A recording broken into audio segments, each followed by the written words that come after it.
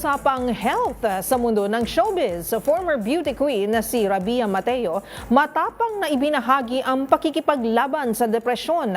At aktres na si Bianca Umali, top priority daw this year ang kanyang kalusugan matapos ang naranasang health scare. Narito ang report ni Showbiz Angel.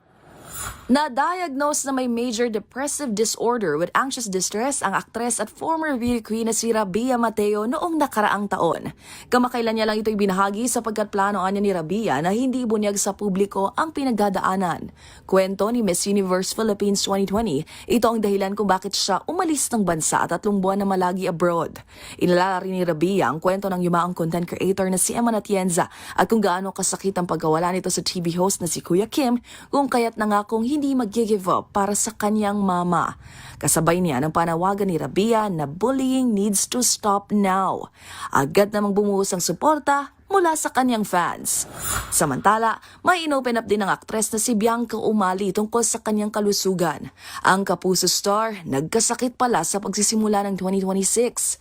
Bagamat hindi na raw idedetalya ni Bianca, ang naturang health scare magsisilbihan niyang wake-up call sa kanya na aminadong workaholic na i-prioritize ang kalusugan at mag-slow down.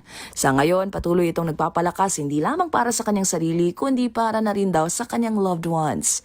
Special mention nga ang kanyang boyfriend na si Ruru Madrid na nag-alaga rin daw sa kanya. Sa huli, say ni Bianca, because truly health is wealth.